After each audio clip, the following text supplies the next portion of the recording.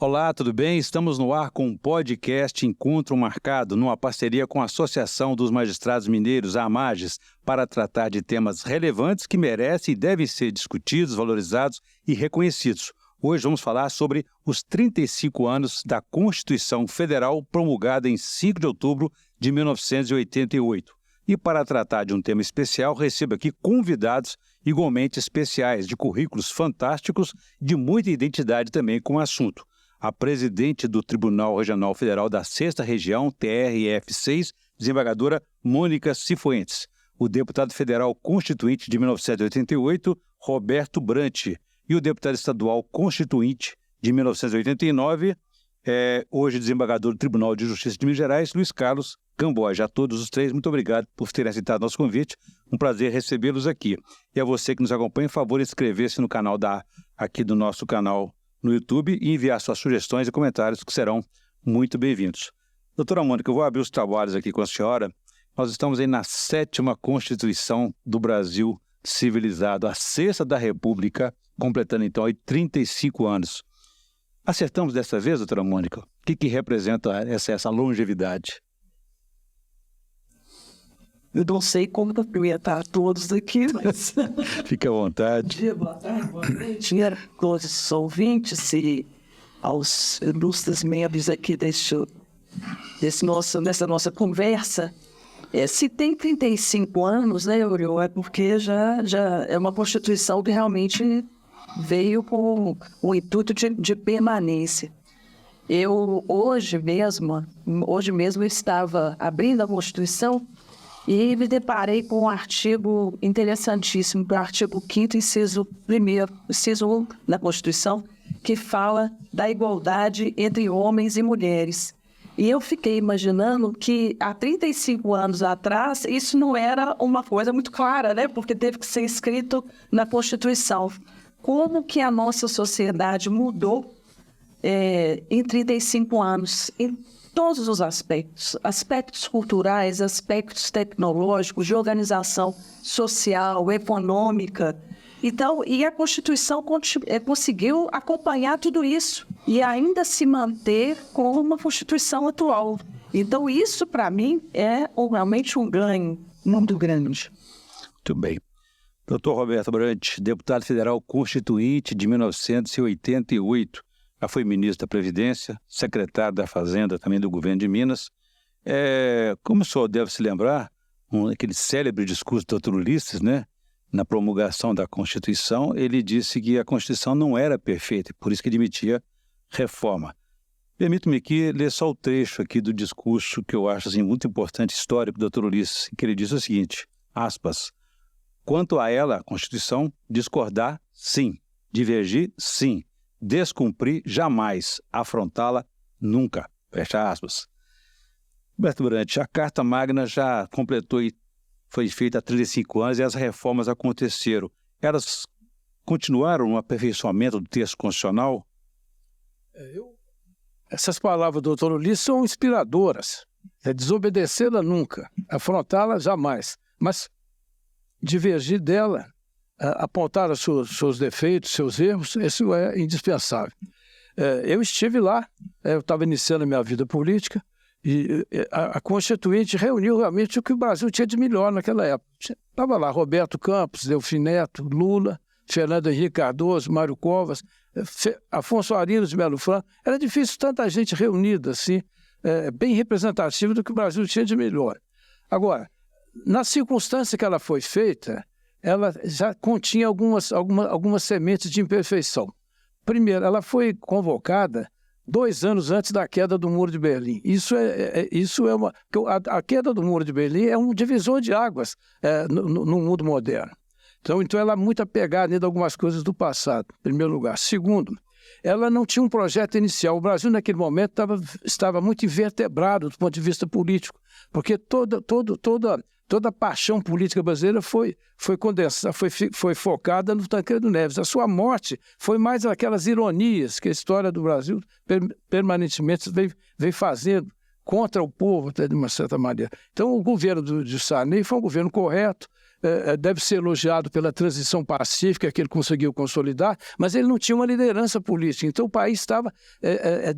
o sistema político estava desorganizado, estava meio gelatinoso. Então, a Constituinte não contou com lideranças que pudessem pôr um pouco de ordem. E como ela começou do zero, ela acabou sendo uma Constituinte que foi muito porosa. Ela recebeu todas as pressões da sociedade, em vez de processá-las, ela as admitiu, as reconheceu, as validou. Então, é uma questão muito grande, 340 artigos, mais as disposições transitórias.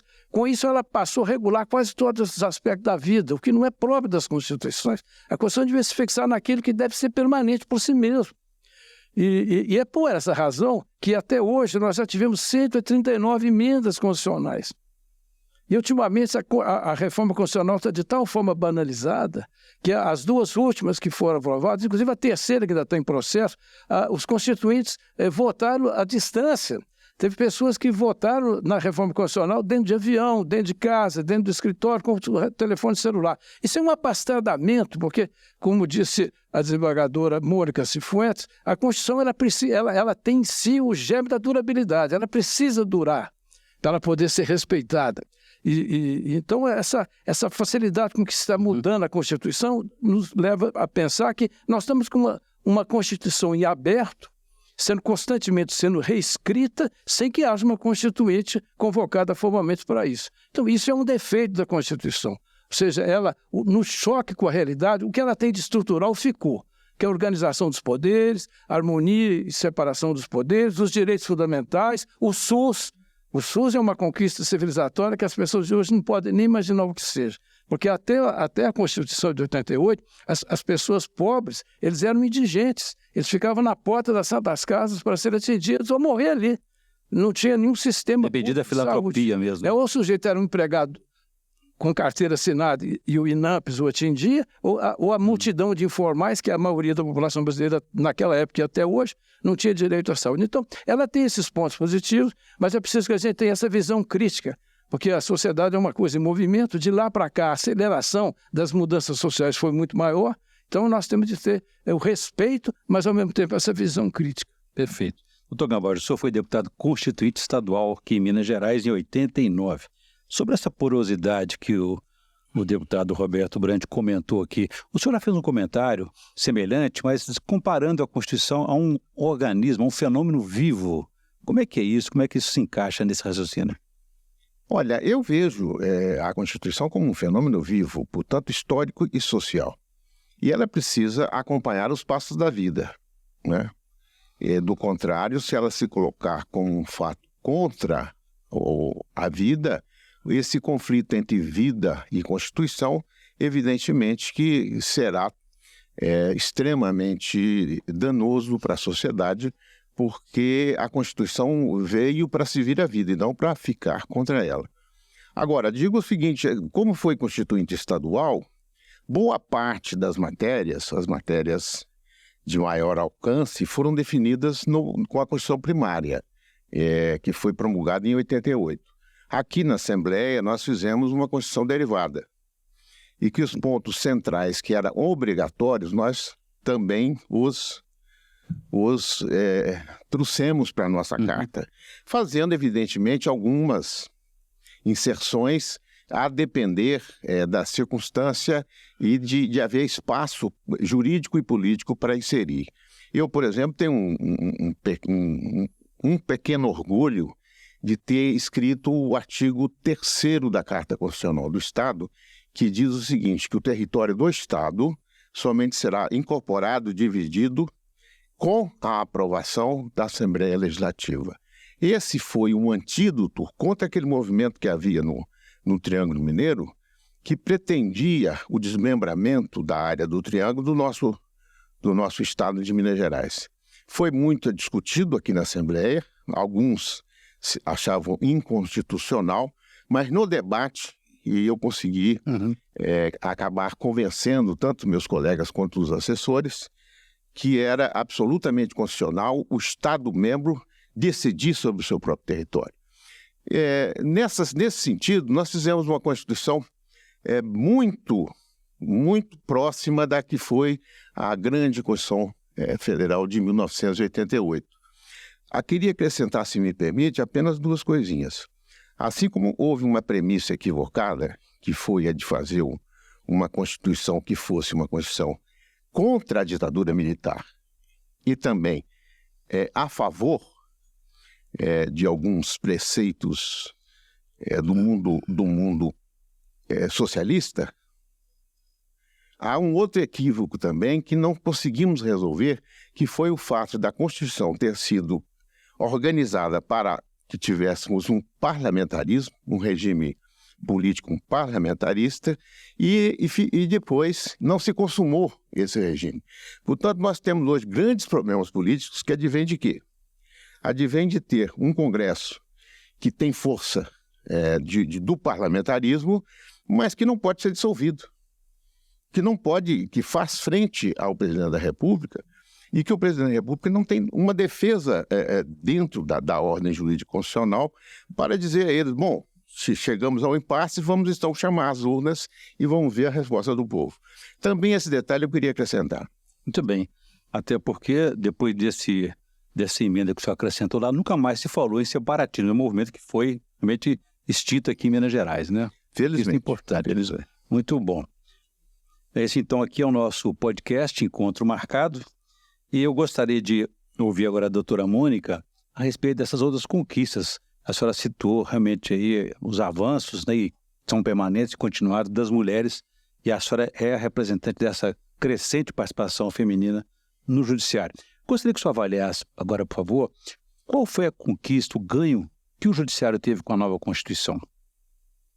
Bom, o ganho foi imenso, né? E acredito que a Constituição é o que é hoje e deve a sua validade, a sua atualidade, à atuação do Poder Judiciário.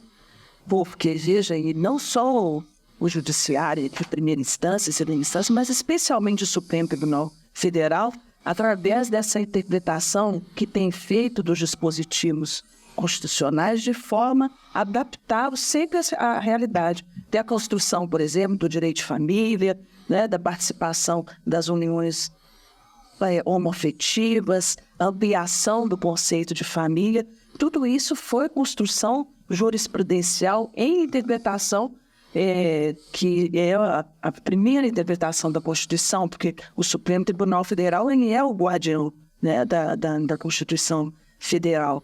O Judiciário saiu extremamente fortalecido, vindo de uma Constituição de 1967, em que praticamente dependia de tudo do Ministério da Justiça, criando autonomia financeira, autonomia, independência funcional na sua literal disposição, assim como também aqueles órgãos ou aquelas instituições que caminham com a justiça. Por exemplo, o Ministério Público teve uma configuração extraordinária, o artigo 129 da Constituição Federal, que estabelece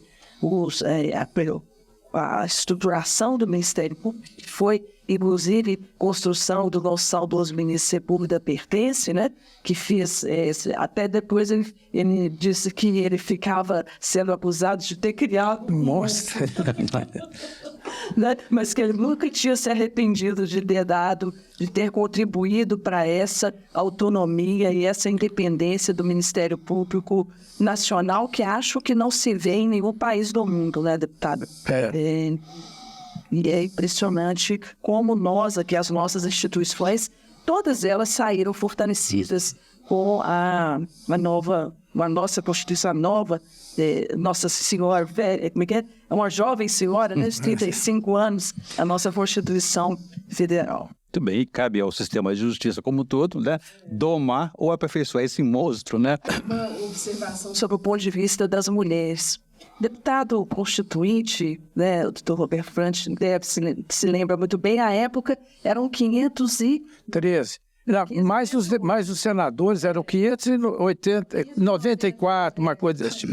E apenas naquela época, apenas 26 mulheres constituintes. Né? Então isso era 5%. Hoje em dia, o Congresso Nacional ou a Câmara dos Deputados tem 513 membros e 90 Quer dizer, aumentou muito. Mas, ao mesmo tempo, ainda é muito pouco, que representa 18, quase 18%. Então, em 35 anos, a participação feminina na vida política do país ainda é muito pequena, né?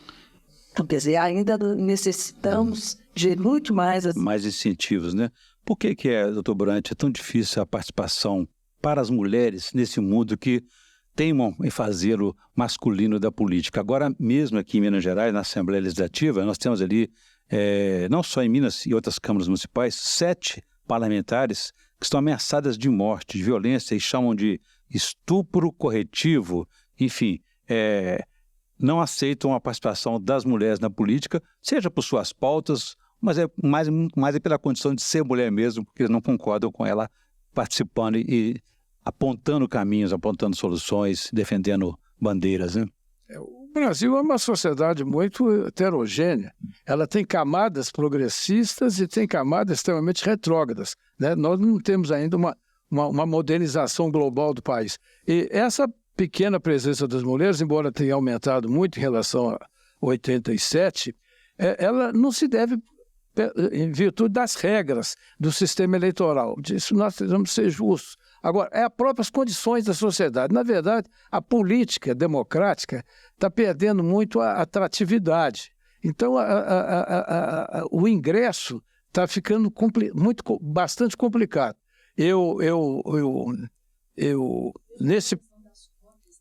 As cotas eu estou de acordo. Agora, criou-se as cotas, mas mesmo se diz que poucas... As condições, exatamente, as condições da sociedade, porque o sistema está totalmente viciado. Não porque a Constituição assim quis, a Constituição omitiu-se em relação ao sistema político, eleitoral e partidário. Por quê? Nós todos fomos eleitos por aquele sistema que herdamos da Constituição de 46 com as mudanças feitas pelo regime militar. Então, ali seria uma oportunidade de ouro para dar uma ordem ao sistema partidário brasileiro, porque uma democracia sem partido não funciona. A crise da democracia brasileira hoje, em grande parte, é a crise dos partidos, porque quando tem 30 partidos, não há partidos. Não há nenhum partido digno desse nome, a não ser o PT, que tem a organização, estrutura e internamente é democrático. Todos os outros partidos são franquias controladas por grupos muito pequenos. Quando o Supremo, e aí eu acho que o Supremo errou, vetando o financiamento privado das campanhas para acabar com o Caixa 2, ele acabou com o Caixa 1. Para acabar com o 2, acabou com 1, o 2 continua. Porque o 2 é o crime ninguém prevê o crime você tem de combater e punir. Agora, com isso, os partidos passaram a controlar as candidaturas viáveis, porque a verba eleitoral está na mão dos partidos. Os partidos não são democráticos, eles são controlados por um grupo pequeno de pessoas. Os partidos tradicionais, as pessoas já se esqueceram. No tempo do PSD, da UDN, do PTB, eles eram democráticos. Por quê? Eles tinham uma convenção nacional, tinham convenções estaduais, diretórios municipais, diretório nacional, tudo eleito em eleições acirradíssimas, que inclusive geravam criação de facções. Hoje não. Todos os partidos são constituídos de comissões provisórias, ou seja, são extintas pela vontade unitária do presidente do partido. Então, hoje os partidos têm duas pessoas importantes, o presidente e o tesoureiro. O tesoureiro faz a gestão dos recursos públicos para a eleição e para a vida partidária, e o presidente ele mantém as comissões provisórias nos estados e nos municípios sob seu controle. Então, não são partidos. Então, você entrar, uma pessoa Quando eu entrei para ser deputado, e o Gamboja também entrou, era livre, a gente entrava no partido, se inscrevia, lançava um candidato, geralmente tinha vagas à vontade, você disputava, se tivesse voto, ganhasse. Você procurava o financiamento para a sua campanha. Hoje não, hoje uma pessoa que está fora do sistema, ele não entra se o presidente do partido não permitir. Não permitir, porque não dá a ele os recursos, porque a lei não estabeleceu nenhuma regra para isso. O financiamento público poderia existir, não tem dúvida, mas num quadro partidário totalmente diferente. Teria que ter uma lei de partidos que obrigasse os partidos a serem democráticos. Tem de ter convenção municipal, diretório municipal, convenção estadual, com voto livre e fiscalizado pela Justiça Eleitoral. Aí sim, aí nós estamos no campo da liberdade. Então hoje não. Então nós temos uma ditadura desses falsos partidos. Então isso obstrui quem não está no processo. Como só tem 19% de mulheres no conjunto, vai ser muito difícil chegar a 40%, porque eles preferem as pessoas que já têm condição de se reeleger. Por quê? Porque a cota eleitoral é definida em função do número de deputados federais que o partido tem. Então, o deputado hoje ele é um valor de mercado. Um partido A procura um deputado do partido B e fala, você vem para cá para me aumentar a minha verba. Mas o que eu levo com isso? Você vai ser dono do seu partido no Estado, tanto que é difícil o partido que tem mais de 2 ou 3 deputados em cada Estado, porque aquilo é para dividir por menos pessoas. Você vai ter verba partidária, vai ter verba eleitoral. Quer dizer, é um circuito fechado. E o presidente do partido fica mais poderoso que o presidente da República. Ficou um negócio. Eu escrevi um artigo, a política como negócio. Então, ficou um sistema fechado. Não é só as mulheres que não vão ter acesso. É quem estava fora da política não tem como entrar. A não ser que isso seja um fenômeno de mídia. Uma pessoa aí da rede social, um Cleitinho da vida, ou alguém da televisão, um artista, porque fora disso, então os caminhos ficaram obstruídos. Então ninguém está lembrando disso. Perfeito. Doutor Gamboge, o presidente do partido manda mais que o presidente da República, parece, né? Agora, eu queria que o senhor avaliasse o seguinte, é bem verdade que quem está fora não vai entrar facilmente, mas as mulheres têm ali um obstáculo, parece que, né, lógico que é histórico, é tradicional numa sociedade masculina como a nossa, né? Inventaram até mesmo candidaturas laranja para aproveitar os nomes delas para desviar dinheiro desse fundo partidário que o doutor Branche falou aqui há pouco. Agora, como é que o senhor acha que, além disso, nós vivemos um momento que, apesar da Constituição representar a consolidação da democracia, da redemocratização no país, a gente não viveu um momento aí de retrocesso político também? Na verdade, infelizmente, eu tenho a concordar com todas as palavras que foram aqui ditas pelo nosso querido amigo Roberto Branche, que desenhou o quadro com muito apuro, com muita perfeição. Nós estamos evoluindo em termos de democracia. A nossa democracia está realmente cada vez a cada eleição ela está se aviltando, se vilipendiando, não é isso? Por quê?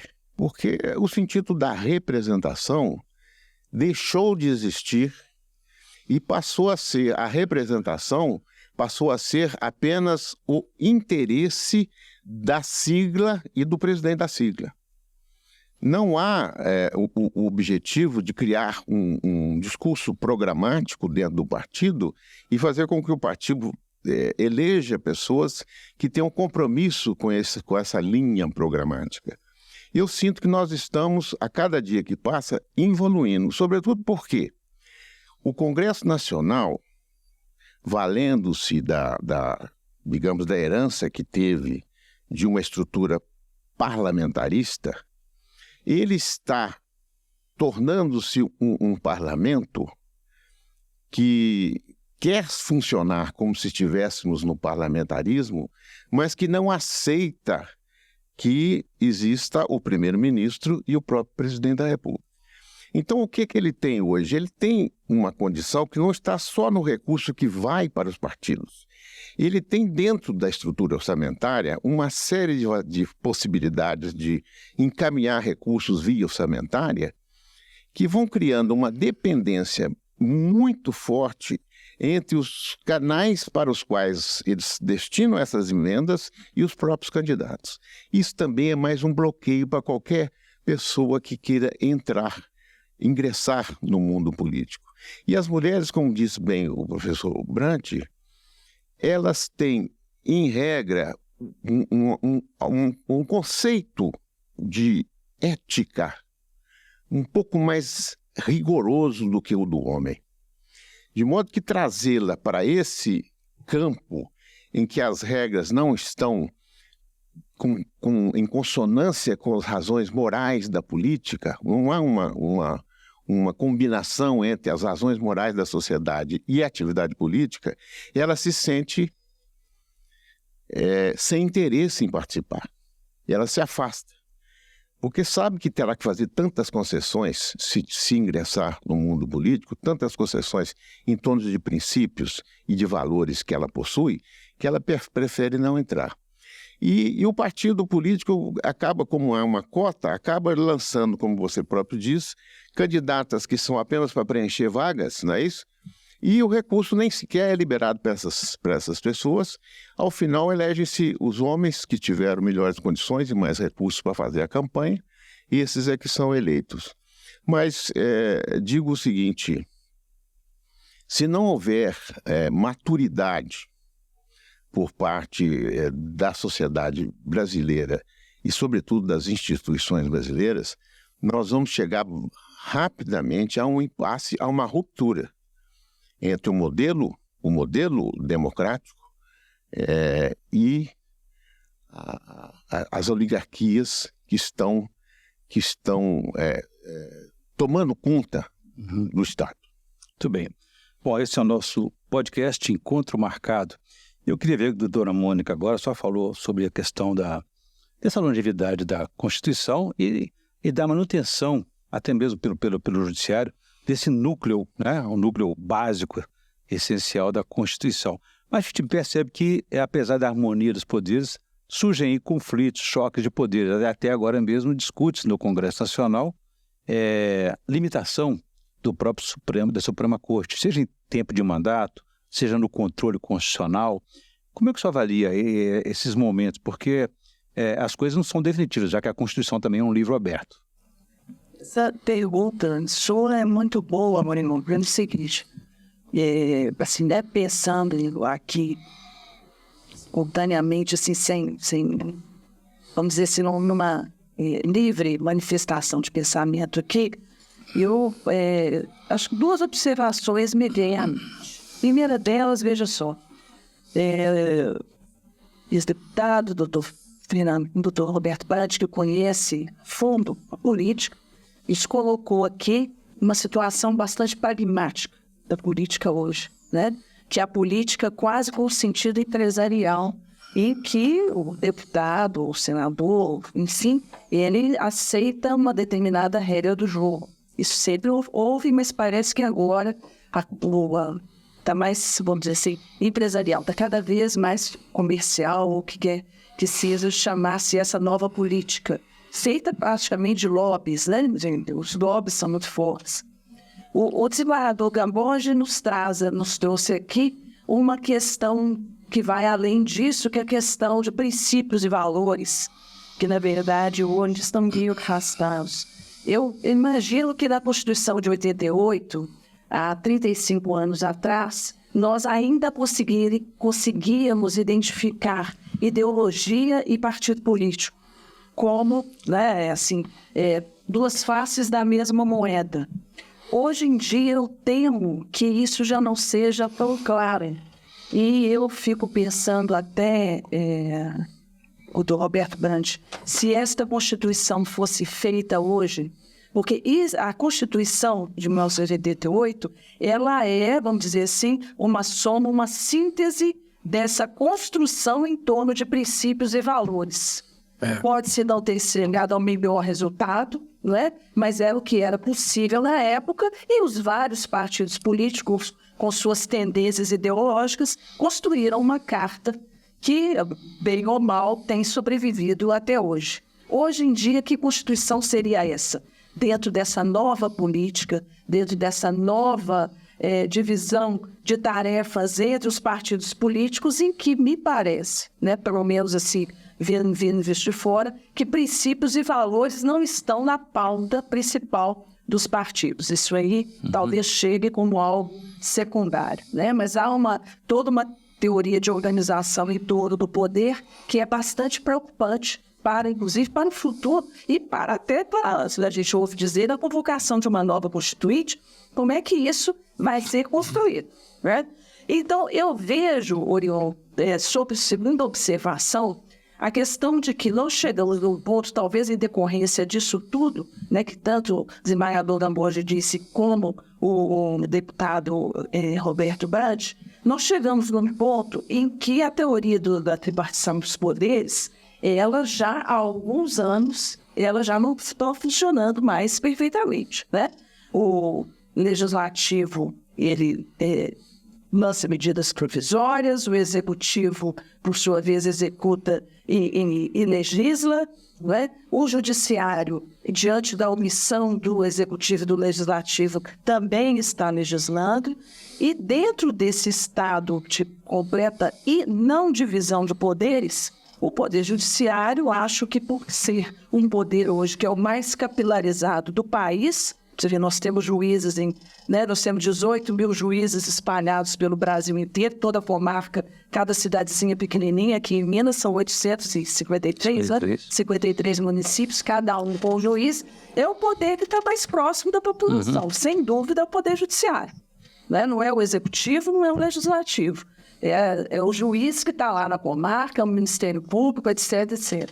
Então, isso fez com que o judiciário assumisse um ativismo que, não vou dizer aqui que não precisa de se estabelecer regras. Eu acho que precisa sim. Nós precisamos de repensar a atuação do Poder Judiciário, não só do Supremo, como também de todos os juízes, nesse sentido de atuar tão positivamente na vida, tão ativamente na vida política e social e econômica do país. Mas cortar os poderes do Supremo como retaliação, ou como a forma como se está se colocando, quase como um senso de punitivismo por ativismo que foi feito na omissão do Executivo e Legislativo, aí realmente eu não concordo. Eu acho que tem que se ver isso aqui objeto de uma ampla discussão social, uma ampla discussão dentro, inclusive, do Congresso Nacional, para poder se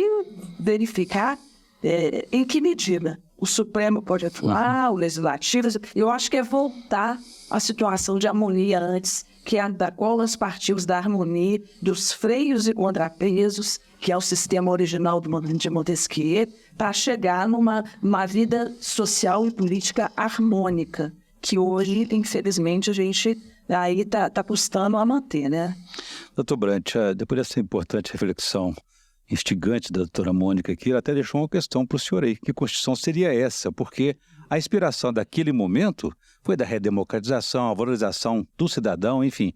Hoje, a gente pode fazer uma Constituição, convocar uma Constituinte apenas porque um grupo político, seja ele dominante ou não concorda com as suas regras, suas normas? Eu até quero dar uma continuidade ao pensamento da desembargadora. Eu acho que o Poder Judiciário, na primeira e segunda instância, não tem crise nenhuma, não tem crítica nenhuma. Ele funciona melhor do que funcionava antes, porque ele ficou com mais recursos, mais instrumentos, melhores condições de trabalho e mais numeroso. Eu não vejo nenhum conflito aí. Até o próprio STJ, o certo mal-estar que existe no Brasil hoje é o seguinte, é que o Supremo, a regra dele devia ser sempre a colegialidade, porque o Supremo não é uma instância. O Supremo é uma instância diferente. No Brasil não pode ter uma quarta instância. Como tudo está na Constituição, o Supremo pode conhecer de qualquer assunto. Porque se a Constituição tivesse apenas 30 ou 40 artigos, o Supremo estaria como o Supremo dos Estados Unidos, decidindo 70, 80 matérias por ano. Mas aqui não, as arguições de constitucionalidade chegam, ele tem de conhecer. O que eu sou contra é a decisão monocrática no Supremo. E os pedidos de vista sem limite. Porque aí isso é uma forma de impedir que o tribunal discute as questões sem limite, quer dizer, pede vista, perfeito, mas 30 dias, 60 dias e estabelecer. Isso o próprio Supremo pode fazer no seu regimento interno, seria o ideal. É ruim. Lá nos Estados Unidos está tendo um problema agora com a Suprema Corte.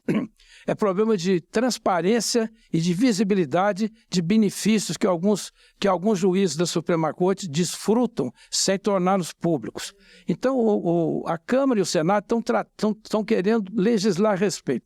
E o ministro-presidente, o ministro Roberts, está tentando ver se o próprio Supremo endereça o problema, porque é mais fácil. E aqui eu achava que se o regimento interno, decidido pelos próprios ministros, tratasse do problema porque o caso da decisão monocrática, da liminar, ela tem de ser excepcionalíssima, porque senão a ideia do Supremo é ter 11 pessoas, 11 opiniões, porque é o último, os que podem errar por último, então não pode ser uma pessoa.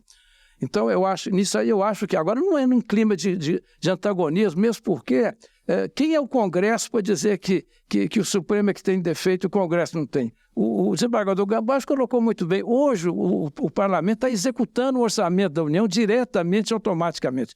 Ele exerce o poder sem responsabilidade.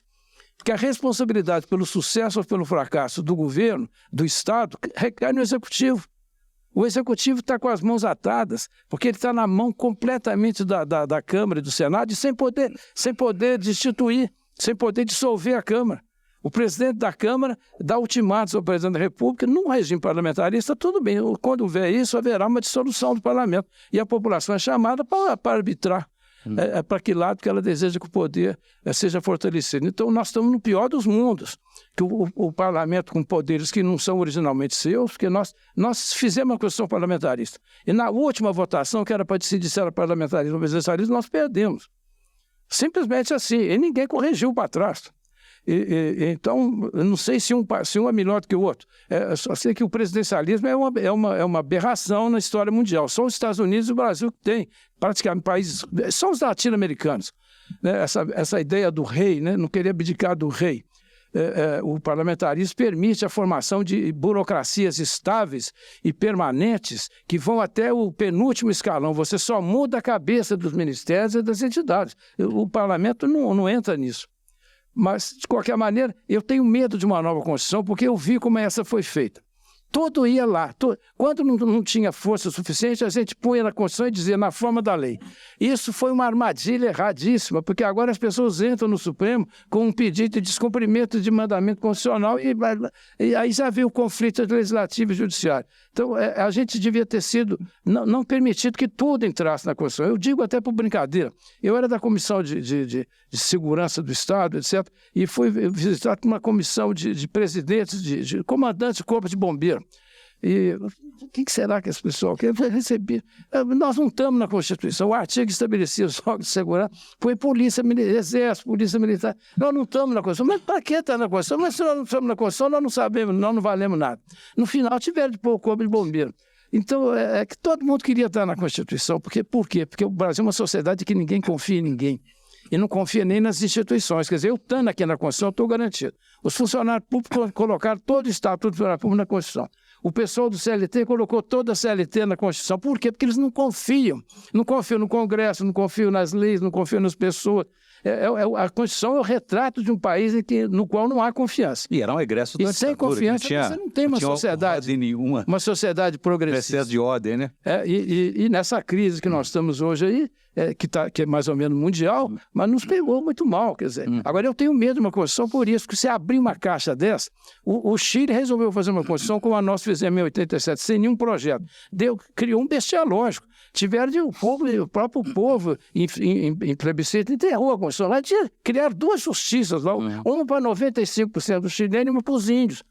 Eu tinha que ter Supremo, todas as instâncias, Ministério Público, quer dizer, é uma loucura. Então, então eu tenho medo de uma Constituição, porque eu acho que a sociedade está num momento de definição, de incerteza, de desencontro, de conflito. Se você abre esse poder constituinte, que você, por maioria absoluta, você aprova qualquer coisa, então eu preferia ficar com essa aí e ficar mastigando. Já é uma bússola. E cada um corrigindo a sua parte. O Supremo muda o seu estatuto, o parlamento procura uma presidência mais harmoniosa, a gente mexa na lei dos partidos para que essa coisa não fique esse balcão de negócio público, né? Porque antigamente tinha muito parecido com isso, mas era escondido. Agora perdeu-se o pudor.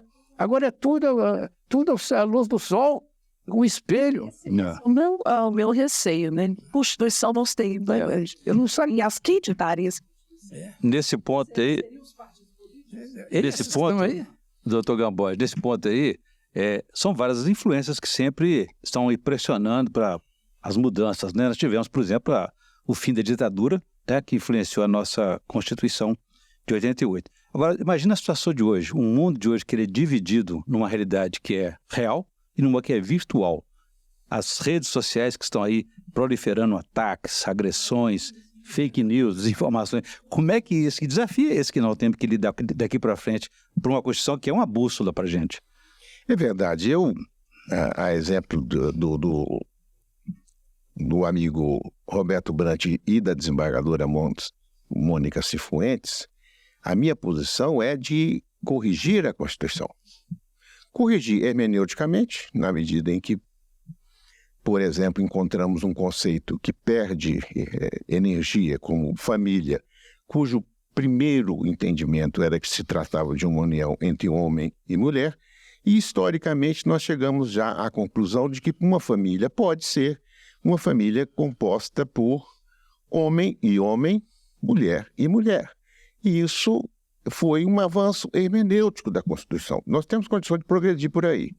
Agora, no que toca à estrutura da Constituição, eu acho que nós temos um desenho muito bom, a estrutura. Mas existe o seguinte, o Roberto é hoje agricultor, então ele sabe muito bem o que eu vou dizer. Cercas bem feitas mantêm bons vizinhos. Se tem uma cerca mal feita, os vizinhos vão se desentender. O que está faltando muito, e aí não é questão de constituinte, é uma questão de haver realmente um interesse pela nação, pelo Brasil, e essa estrutura que compõe os poderes sentarem-se à mesa e dizer o que nós podemos fazer para que venhamos a corresponder ao sentido de termos uma Constituição que seja democrática, soberana, democrática e de direito. Fazendo alguns acertos aqui e acolá. No regimento interno do Supremo, a Câmara vai ter que abrir mão de alguns privilégios que ela arrancou do Executivo e que deturpou a função do Executivo, porque o Executivo hoje fica com um ônus do orçamento, mas não fica com um bônus, porque ele não aplica nada. Nós estamos vendo aqui, por exemplo, que essa política privada, particular, de liberação de emendas, está trazendo para o Nordeste o atraso e voltando com um caminhão-pipa. Quer dizer, nós já estávamos pensando em açudes, em construção de barragens, em transposição de rios, pararam tudo. Não querem essa política, querem agora liberar caminhões para levar água para o sertanejo do Nordeste. E o Executivo tem que ficar quieto, porque ele não tem o recurso está com a Câmara. Então, essa questão precisa ser feita. E eu lanço aqui uma advertência. Se não for feita, vai aparecer um maluco qualquer nesse país e vai ganhar a eleição, falando tudo que se oponha ao sistema. Esse sujeito, o exemplo que nós estamos assistindo na Argentina, vai aparecer em algum momento. Aliás, quase que o presidente Bolsonaro assumiu a presidência com esse perfil. E os votos que ele teve foram os votos contrários ao que está se desenvolvendo, como estão funcionando as instituições do país. Ele chegou à presidência, não conseguiu implementar, digamos assim, uma reforma, porque também ele não tinha um objetivo, digamos nós, patriota. Tinha um objetivo muito mais ideológico e pessoal do que pensar na nação. Ele não pensava na nação, pensava em si, na ideologia dele e tudo mais. Isso deu um descompasso e ele não conseguiu fazer, mas nós vamos encontrar alguém que faça esse discurso, ganhe a adesão de um grande bloco da sociedade e vai quebrar as nossas instituições. Vai criar problemas seríssimos, porque fortalecido pela votação, ele poderá criar problemas com o legislativo e criar problemas com o judiciário. E eu acho que não vai tardar muito se continuarmos nessa, digamos assim, nessa falta de respeito para com o cidadão brasileiro. Se continuarmos com isso, logo, logo, da própria sociedade vai levantar-se alguém que vai se colocar como salvador e vai ganhar a eleição. Doutora Mônica, Brasília está tentando, então, domar esse monstro das redes sociais. Estabelecer um mínimo de regras, né? Você acha que é possível? Nós vamos conseguir? Eu tenho lido e visto algumas entrevistas do Yuval Harari, aquele famoso pensador aí, moderno, Homo sapiens, tem escrito notes sobre essa questão do perigo da inteligência artificial. E ele fala que não só, né, obviamente não fala no Brasil, mas ele fala que no mundo, se não regularmos até de uma forma, assim, de uma agência reguladora desse uso dessa inteligência artificial, de fato o perigo é imenso. E o maior perigo da inteligência artificial do mau uso das redes sociais na informação é um risco à democracia. Hoje em dia nós temos duas questões que acho que minam a democracia. É a falta de informação, as informações desencontradas, né? E informações falsas, fake news, e a inteligência artificial utilizada no sistema de algoritmo que interfere na opinião e na vontade do eleitor, não só do eleitor, do consumidor em geral, que precisa urgentemente de uma regulamentação séria envolvendo todos os setores da comunidade. Veja, por exemplo, os casos que nós temos tido depois do Cambridge Analytics, lá na Inglaterra, né, da questão do Brexit, que foi um fiasco danado por conta disso, de uma utilização de dados do Facebook para moldar a opinião do eleitor, e que resultou aí, né? Dizem que influenciou a eleição de Trump, Bolsonaro, Argentina, Bolívia e várias outras eleições. Isso foi um caso paradigmático para poder parar e pensar nisso.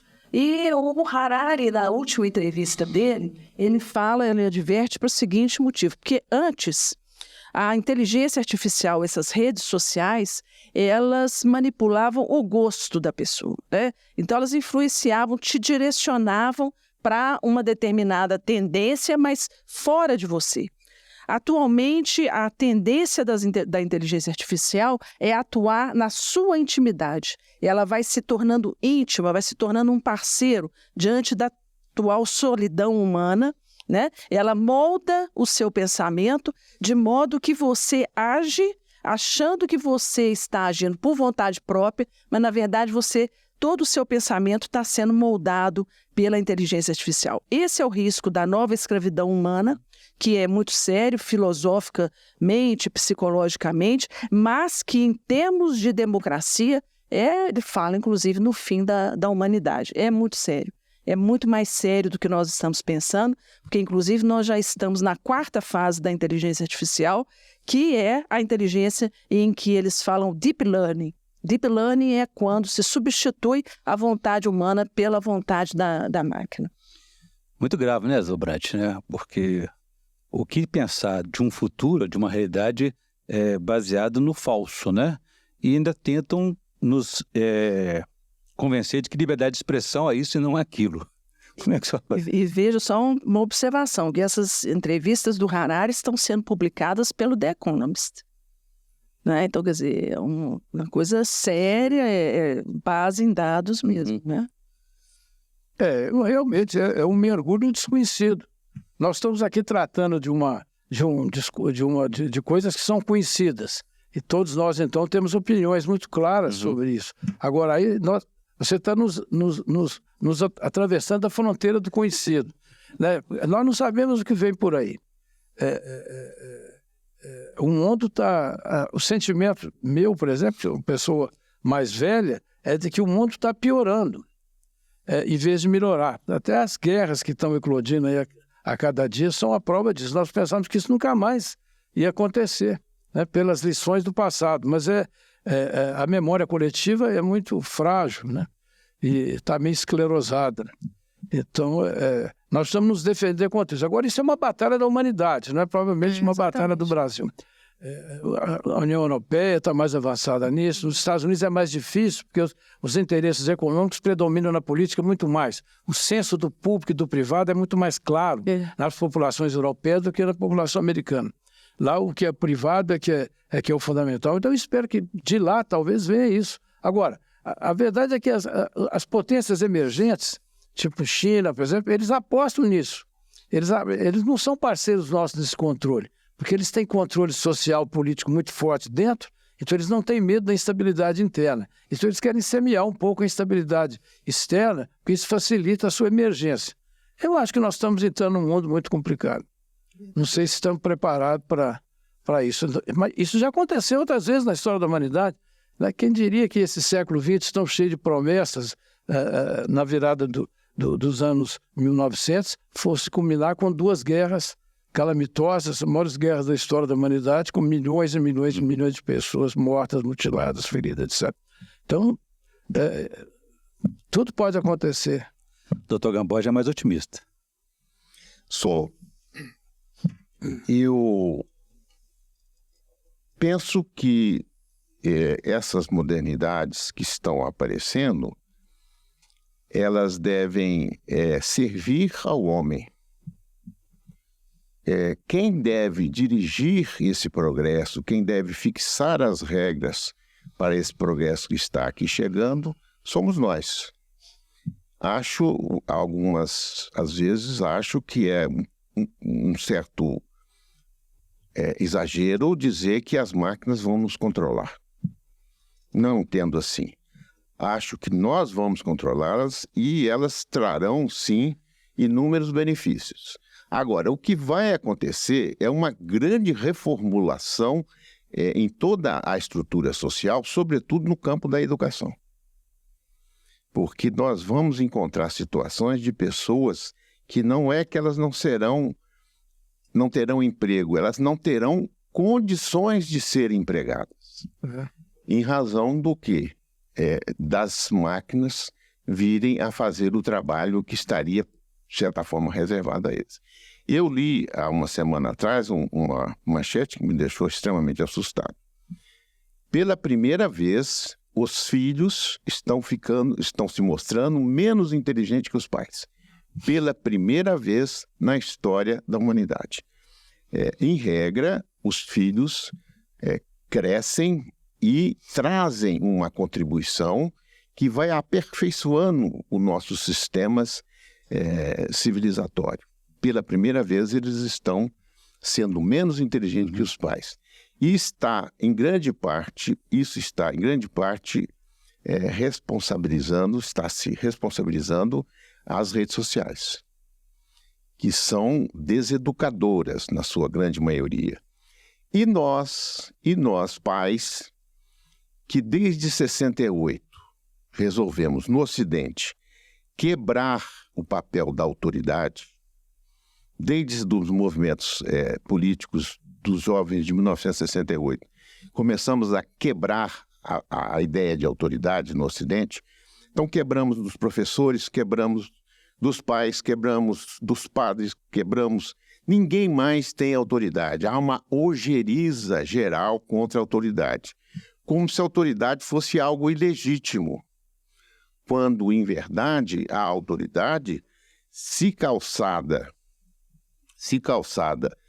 no exercício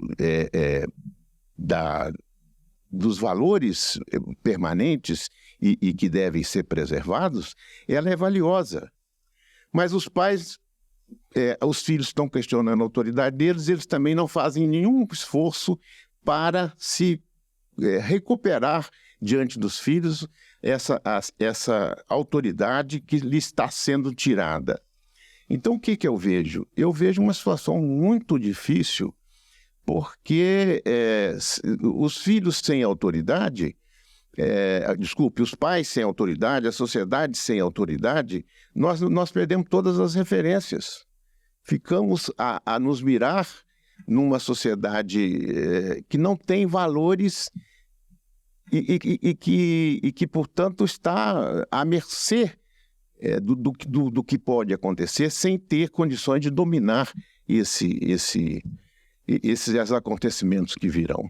Mas eu sou otimista, sim. Eu acho apenas que no sistema educacional nós temos que enfatizar muito, não só as ciências tecnológicas, mas enfatizar muito as ciências humanas, fazer com que tenhamos bons pensadores e bons profissionais na área de humanas, porque a área de humanas é que vai dizer o que deve fazer a área tecnológica. E não a área tecnológica é que vai querer dizer a área de humanas o que fazer. Agora, sabemos que a área de humanas tem um certo ódio da área tecnológica, porque eles acham que a área tecnológica os considera desnecessários. E também a área tecnológica não tem muita alegria com os estudos da área de humanas, porque acha que eles são barreiras para o seu progresso. É preciso que essas duas áreas se aproximem, que elas se deem as mãos, que elas trabalhem em conjunto, para que possamos construir uma sociedade. Não creio que o mundo está perdido. Acho que o mundo, no início do século XX, com a Segunda Grande Guerra, esteve mais perdido do que agora. porque se acreditava naquela época numa grande verdade que nunca existiu. As metanarrativas é que funcionavam. Então, nós tínhamos Stalin, nós tínhamos Hitler, nós tínhamos Mussolini, todos eles portadores de uma solução, de uma grande narrativa, de uma grande solução em que eles próprios e seus mais próximos tinham a capacidade de resolver os problemas da humanidade. Hoje não. O grande problema de hoje é que nós não temos mais essa metanarrativa. São poucas narrativas que precisam ser costuradas. E o papel dessa costura é nosso. É nosso. Nós temos que nos esforçar para fazer com que essas ilhas, que são ilhas de valores que nós temos, passem a se encontrar e formem um tecido que é o tecido que vai servir de base para que todos sigamos uma linha, uma direção. Perfeito.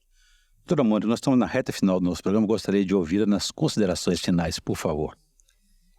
Bom, de tudo aqui que se disse, acho que o desembargador Gamboge agora resumiu bem a principal preocupação nossa, que deve ser para esse século, que é investir na educação. Né? A Constituição do futuro, ela tem que, se ela for refeita, se for criada uma nova Constituição, tem que haver cidadãos conscientes, educados, né, no padrão de educação, vamos dizer, da paideia grega, né, que é aquela educação ampla, holística do ser humano, principalmente focado em valores.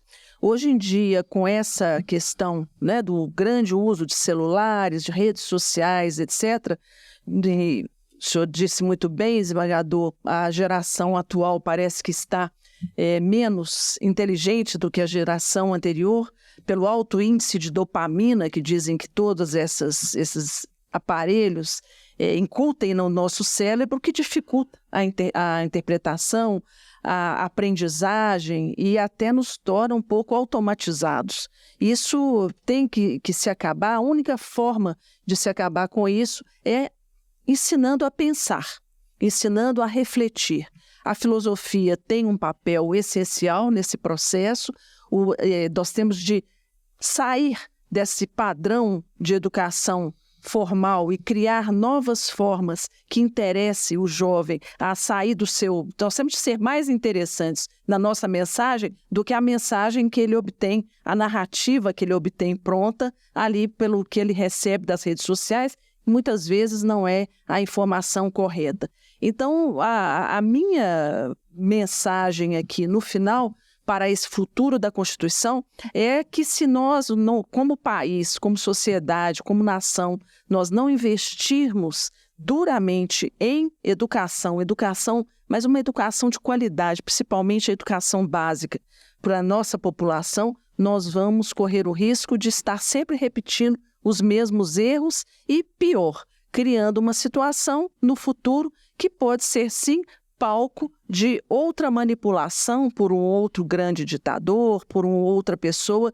que venha a abarcar esses valores e que possa, então, manipular essa sociedade para o bem ou para o mal. Obrigado. Deputado Roberto Buratti, por favor, suas mensagens no final. Esses defeitos de ordem institucional ficam mais aparentes e mais transparentes, exatamente porque o Brasil vive uma circunstância muito difícil. Há quase 50 anos nós deixamos de crescer, como nós crescemos no passado. A minha geração, eu nasci em 42, o Brasil melhorava todos os dias. Toda manhã era melhor do que a anterior. E o futuro era uma obra em aberto, tudo era possível. Pois bem, o sentimento de hoje é o contrário, ninguém espera nada à frente. Então, isso traz como consequência a incapacidade da gente se unir em torno de projetos coletivos. Todo mundo fica fechado em si mesmo e essas realidades das mídias sociais, etc., exacerbaram isso de uma maneira intensa. As pessoas estão todas fechadas em ciclos muito pequenos e estão esquecendo a grande identidade, que é a identidade nacional. E eu espero que ainda surja algum movimento de natureza política que possa reunir os brasileiros em torno do que eu acho que é fundamental. A gente voltar a crescer como nós crescemos ao longo de quase todo o século passado e crescer com mais justiça. Porque a injustiça social no Brasil, ela está chegando ao ponto de ruptura. A Europa hoje é um continente que cresce pouco, mas todas as pessoas têm meios de viver com uma certa dignidade. Aqui eu diria que mais de metade dos brasileiros vivem em condições que são indignas. E nós, de modo geral, vivemos como se isso não estivesse acontecendo. Essas pessoas, essa pobreza invisível, que todo mundo procura fugir dela. Mas ela está aí. Eu ficaria triste encerrando a minha vida se eu visse que aquela alegria, aquela esperança que eu tive durante quase a parte mais fundadora da minha vida não pudesse ser reproduzida para as novas gerações. Então eu tenho essa amargura, mas não morro a esperança. A Hannah Arendt diz que o homem tem liberdade. O homem tendo liberdade, ele pode fazer milagres. E os milagres acontecem, segundo ela, em toda a sociedade do mundo, em todas as épocas. Pode continuar escolhendo. Obrigado. Togawashi, por favor. Também eu deixo aqui uma palavra de esperança. Acho que se perdermos a esperança, nós perdemos toda a condição de agir em benefício do que é essencial na vida, que é querer bem ao outro como se quer a si mesmo. É isso, é preciso agir, ainda que tenham mais dificuldades, aparentemente mais dificuldades agora do que na época em que JK se levantou aqui de Minas Gerais para fazer a grande transformação do Brasil, e a qual se refere o Roberto Brant, o que encheu o coração do povo brasileiro de alegria, e essa alegria se transformou, inclusive, no campo musical, na poesia. JK teve uma transformação cultural, inclusive, na sua modo de ser e de modo de trabalhar. Acho que nós precisamos pensar nisso, pensar na recuperação dessa alegria e dessa nossa capacidade de construir um grande país. Se nós pensarmos, o Brasil hoje tem 32 milhões, mais ou menos, de jovens. Não há país no mundo com esse contingente de pessoas que precisam ingressar no mercado, que precisam de casa. Olha, a quantidade de pessoas que poderão ainda demandar serviços da sociedade. Isso é uma riqueza extraordinária. Nós não temos radicalizações, nós não temos, pelo menos, a agressão que se vê em algumas regiões do mundo. Nós estamos capazes de produzir energia verde melhor do que qualquer outro. Nós temos muitas condições de fazer isso.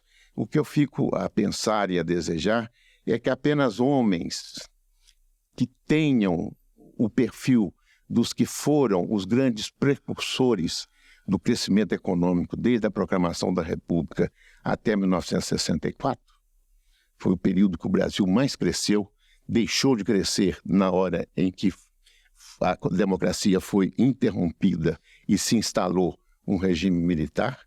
Um crescimento dali para diante não foi o mesmo que, se tivemos algum, não foi o mesmo que tivemos a República até 1964. E volto a dizer com toda a sinceridade, se me perdoa, Diron, para dizer àqueles que estão nos ouvindo o seguinte: nós precisamos recuperar na nossa sociedade o sentido de autoridade, ter respeito pelas pessoas que conquistaram essa posição. Isso é fundamental. Respeitar o pai. Não há condição de se ter uma família onde falta respeito ao pai e à mãe. Isso é fundamental. Eu vejo em casa, algumas casas, as pessoas dizendo: não, eu sou amigo do meu filho. Olha, pelo amor de Deus, você não é amigo do seu filho. Seu filho é seu filho. Amigo, você briga, você deixa de ser amigo. Como é que um pai vai deixar de ser pai de um filho? Então, não é essa relação que parece gostosa, que todo mundo diz: olha, eu sou amigo do meu pai. Na minha casa nunca ouvi isso, sabe, Mônica? Aos meus filhos eu sempre disse o seguinte, quando eles tentaram introduzir esse discurso: papai é meu amigo. Eu digo: não sou amigo de vocês de jeito nenhum. Ao contrário, eu estou aqui para exigir que vocês façam um bom estudo, se tornem pessoas íntegras, se tornem pessoas que colaborem com a sociedade e, se for necessário, vai ficar no meu cinturão, se for necessário, mas amigo eu não sou, não. E acho que isso tudo faz mal à sociedade, sabe? Faz mal. Nós precisamos recuperar alguns valores que eu chamaria estoicos, para que nós possamos voltar a ter alguma condição de organizar a sociedade. E a partir desses pilares, os pais estando na posição de pais e as autoridades também cumprindo bem o seu dever, nós vamos costurar esse tecido que está esgarçado, né? E vamos fazer desse país um país que o mundo precisa ainda ver realizado na sua plenitude. Muito bem. Bom, doutora Mônica, presidente do TRF6, deputado federal Roberto Brant, desembargador Gamboge, muito obrigado por essa entrevista, os ensinamentos, né, que abrilhantaram a nossa discussão aqui sobre os 35 anos da Constituição Federal. Muito obrigado a todos e a você que nos acompanhou, pode ver e rever essa entrevista nos canais e no YouTube. Obrigado a todos e até a próxima.